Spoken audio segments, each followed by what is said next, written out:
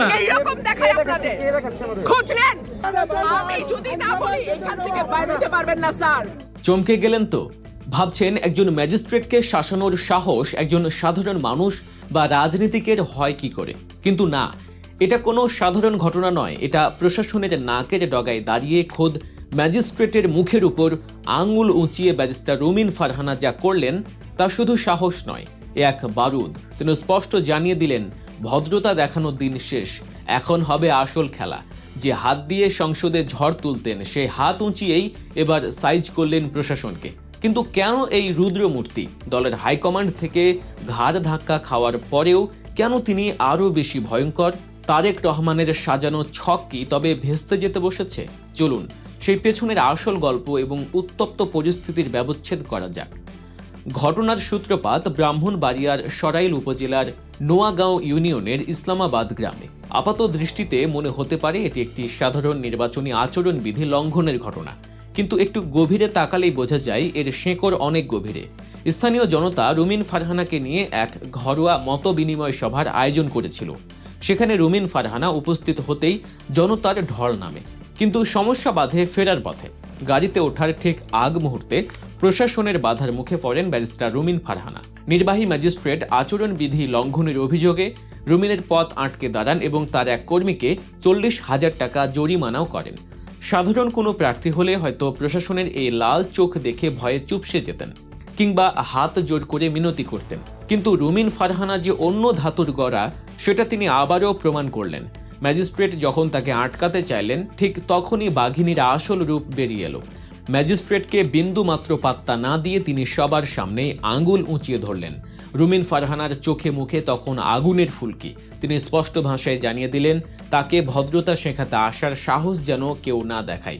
রুমিন ফারহানার সেই তেজোদ্দীপ্ত কণ্ঠস্বর শুনে উপস্থিত জনতাও হতভম্ব হয়ে যায়। তিনি ম্যাজিস্ট্রেটকে উদ্দেশ্য করে বললেন, নেক্সট টাইম আমি আর ভদ্রতা দেখাবো না। আর এই একটি বাক্যেই তিনি বুঝিয়ে দিলেন যে তার ধৈর্যের বাঁধ ভেঙে গেছে। এতদিন তিনি অনেক সহ্য করেছেন, কিন্তু এখন আর তিনি চুপ থাকার পাত্রী নন। প্রশাসনের কর্মকর্তা হয়তো ভেবেছিলেন জরিমানা করলেই রুমিন দমে যাবেন, কিন্তু ফল হলো ঠিক উল্টো। রুমিন ফারহানা তাকে বুড়ো আঙুল দেখিয়ে বুঝিয়ে দিলেন এসব ঠুনকো ভয় দেখিয়ে তাকে থামানো যাবে না। রুমিনের এই আচরণ দেখে মনে হচ্ছিল তিনি একাই পুরো প্রশাসনকে শাসন করছেন। তার বডি ল্যাঙ্গুয়েজ আর চোখের ভাষায় ছিল এক অদম্য তেজ, যা দেখে প্রতিপক্ষ শিউরে উঠবে। কিন্তু প্রশ্ন হলো, হঠাৎ কেন এতটা আগ্রাসী হয়ে উঠলেন রুমিন? যারা রাজনীতির খবর রাখেন তারা খুব ভালো করেই বুঝতে পারছেন যে রুমিন ফারহানার এই আঙুল উঁচিয়ে ধমক দেয়াটা শুধুই একজন ম্যাজিস্ট্রেটের প্রতি ছিল না, এই আঙুল আসলে পরোক্ষভাবে দেখানো হয়েছে তারেক রহমানকেও। রুমিন ফারহানা যেন এই আচরণের মাধ্যমে তারেক রহমানকে একটা কড়া বার্তা দিতে চাইলেন। তিনি বুঝিয়ে দিলেন দল থেকে তাকে বের করে দেয়া হতে পারে, কিন্তু তার ক্ষমতা কেড়ে নেয়ার সাধ্য কারণেই। তারেক রহমান হয়তো ভেবেছিলেন দলীয় পদ কেড়ে নিলেই রুমিন দুর্বল হয়ে পড়বেন, কিন্তু রুমিন ফারহানা যে একাই 100 সেটা তিনি সরাইলে রাজপথে দাঁড়িয়ে প্রমাণ করে দিলেন। ম্যাজিস্ট্রেটের মুখের উপর এমন কড়া জবাব দেয়া মানেই হলো তিনি তারেক রহমানের সাজানো ছককেও চ্যালেঞ্জ ছুড়ে দিলেন। রুমিন ফারহানার এই হঠাৎ ক্ষেপে যাওয়ার পেছনের কারণটা কিন্তু একদিনের নয়। এর পেছনে জমে আছে দীর্ঘ 17 বছরের বঞ্চনা আর অপমানের পাহাড়। যে দলের জন্য তিনি নিজের জীবন যৌবন সব কিছু উজাড় করে দিলেন, সেই দল যখন তাকে ছুঁড়ে ফেলে দিল তখন তার মনের অবস্থাটা সহজেই অনুমান করা যায়। তারেক রহমান দেশে ফিরে এসেই রুমিনকে দল থেকে এক কথায় ঘাড় ধাক্কা দিয়ে বের করে দিলেন, যা ছিল রুমিনের জন্য চরম অপমানের। কিন্তু রুমিন ফারহানা সেই অপমান নীরবে সহ্য করে ঘরে বসে থাকেননি। তিনি তারেক রহমানের এই অবিচারের বিরুদ্ধে রুখে দাঁড়িয়েছেন। তারেক রহমান ভেবেছিলেন দল ছাড়া রুমিন অচল হয়ে পড়বেন এবং রাজনীতি থেকে হারিয়ে যাবেন, কিন্তু রুমিন ফারহানা তার সেই ভাবনাকে ভুল প্রমাণ করে দিয়েছেন। তিনি দেখিয়ে দিলেন যে দলের চেয়েও ব্যক্তির ইমেজ কখনো কখনো বড় হয়ে দাঁড়ায়। গত 6 জানুয়ারি সরাইলের আরুয়াইল বাজারে যা ঘটেছিল তা ছিল এই জেদেরই আরেক বহিঃপ্রকাশ। সেদিন একদল গুন্ডা রুমিন ফারহানার জনসভার মঞ্চ ভেঙে গুঁড়িয়ে দিয়েছিল।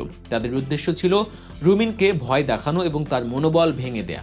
কিন্তু তারা জানতো না যে বাঘিনীর মঞ্চ ভাঙা যায়, কিন্তু তার কণ্ঠ রোধ করা যায় না। সেদিন ভাঙা মঞ্চের সামনেই দাঁড়িয়ে রুমিন ফারহানা যা করেছিলেন তা ইতিহাসের পাতায় লেখা থাকবে।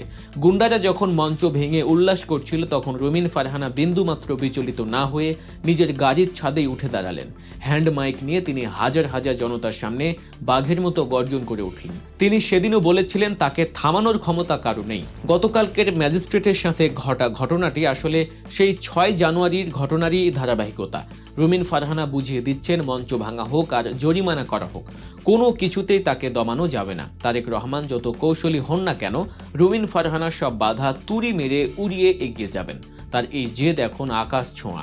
রুমিন পণ করেছেন যে অপমানের শোধ তিনি নেবেনই, আর সেই শোধ নেয়ার অস্ত্র হলো জনগণের ভালোবাসা আর নিজের অটুট মনোবল। রুমিন ফারহানা এখন আর শুধু একজন নেত্রী নন, তিনি এখন প্রতিবাদের এক জ্বলন্ত মশাল। তারেক রহমানের হয়তো ভুল সিদ্ধান্তই রুমিনকে আরও বেশি শক্তিশালী করে তুলেছে। রুমিন ফারহানা এখন প্রমাণ করছেন যে বাপের বেটি হতে হলে দলের পদ লাগে না, লাগে কলিজা। অন্যদিকে রুমিন ফারহানা এখন সরাইলের মাঝে একাই লড়ছেন। তার পাশে নেই কোনো বড় নেতা, নেই কোনো দলীয় ব্যানার, কিন্তু তার সাথে আছে হাজার হাজার সাধারণ মানুষ। রুমিন ফারহানা বুক ফুলিয়ে বলছেন, আমার কোনো দল লাগে না। এই একটি কথাই তার আত্মবিশ্বাসকে সবার সামনে তুলে ধরেছে। তিনি নিজেকে কারোর দাবার গুঁটি হতে দেননি। তিনি জানেন তিনি কার মেয়ে। তার শরীরে বইছে মহান ভাষা সৈনিক অলি আহাদের রক্ত। 1973 সালে যেমন অলি আহাদ তৎকালীন প্রবল ক্ষমতার স্রোতের বিপরীতে দাঁড়িয়ে একাই লড়াই করেছিলেন, আজ 2026 সালে এসে তার মেয়ে রুমিন ফারহানাও ঠিক একই কাজ করছেন। বাবার রক্ত যে তার শরীরে কথা বলছে তা তার প্রতিটি পদক্ষেপে প্রমাণিত হচ্ছে। জোটের স্বার্থের দোহাই দিয়ে তারেক রহমান রুমিন ফারহানার আসনটি অন্যকে দিয়ে দিলেও জনগণ সেই সিদ্ধান্ত মেনে নেয়নি। সরাইলের মানুষ পরিষ্কার জানিয়ে দিয়েছে তারা মার্কা চেনে না, তারা চেনে রুমিনকে। তারা মনে করে রুমিনই তাদের আসল প্রতিনিধি। আর এই জনগণের সমর্থনই রুমিন ফারহানাকে একাই 100 হওয়ার শক্তি যোগাচ্ছে। তিনি দেখিয়ে দিচ্ছেন যে দলের টিকিট না থাকলেও জনগণের টিকিট তার পকেটে আছে। ব্যারিস্টার রুমিন ফারহানা এখন যা খেল দেখাচ্ছেন তাতে প্রতিপক্ষের ঘুম হারাম হয়ে গেছে। তিনি ভালো করেই বুঝিয়ে দিচ্ছেন যে কত ধানে কত চাল। তারেক রহমানের লেলিয়ে দেয়া বাহিনী বা প্রশাসনের কড়াকড়ি কোনো কিছুই তার সামনে টিকতে পারছে না। রুমিন ফারহানা যেন একাই এক দুর্গ হয়ে দাঁড়িয়েছেন। তিনি যখন রাস্তায় বের হন তখন তাকে দেখার জন্য মানুষের ঢল নামে। এই জনস্রোত প্রমাণ করে যে রুমিন ফারহানা মানুষের মনে জায়গা করে নিয়েছেন। তিনি এখন আর শুধু ভোটের লড়াই করছেন না, তিনি লড়ছেন অন্যায়ের বিরুদ্ধে। ম্যাজিস্ট্রেটকে ধোলাই দেয়া তো ছিল কেবল শুরু, সামনে হয়তো আরও বড় খেলা অপেক্ষা করছে। রুমিন ফারহানা যে মেজাজে আছেন তাতে বোঝা যাচ্ছে তিনি শেষ দেখেই ছাড়বেন। তিনি শুধু এমপি হওয়ার জন্য লড়ছেন না, তিনি লড়ছেন তার আত্মসম্মান রক্ষার জন্য। 17 বছর ধরে তিল তিল করে গড়ে তোলা ক্যারিয়ার আর সম্মান ধুলোয় মিশিয়ে দেওয়ার যে চেষ্টা, তার জবাব তিনি কড়াই গন্ডায় বুঝিয়ে দেবেন। এই লড়াইয়ে কে জিতবে তা হয়তো সময় বলে দেবে, তবে রুমিন ফারহানা যেভাবে মাঠ কাঁপাচ্ছেন তাতে তারেক রহমানের কপালে চিন্তার ভাঁজ পড়তে বাধ্য। আসল খেলা এখনো বাকি। রুমিন ফারহানা কি পারবেন তার বাবার মতো ইতিহাস গড়তে, নাকি ক্ষমতার দাপটে তাকে থামিয়ে দেয়া হবে? উত্তর মিলবে খুব শিগগিরই। তবে একটা কথা নিশ্চিত, রুমিন ফারহানা কাউকে ছেড়ে কথা বলছেন না এবং তিনি তার হকের লড়াই শেষ রক্তবিন্দু দিয়ে চালিয়ে যাবেন, এমনটাই মনে হচ্ছে। দর্শক, আপনাদের কি মনে হয় ব্যারিস্টার রুমিন ফারহানার এই একক লড়াইয়ে তিনি কি পারবেন বিজয়ী হতে, নাকি দলের সিদ্ধান্তের কাছে তাকে হার মানতে হবে? আপনাদের মূল্যবান মতামত কমেন্ট করে আমাদের জানান। ভিডিওটি ভালো লাগলে লাইক দিন এবং অবশ্যই আমাদের চ্যানেল সাবস্ক্রাইব করতে ভুলবেন না। দেখা হচ্ছে পরের ভিডিওতে। আল্লাহ হাফেজ।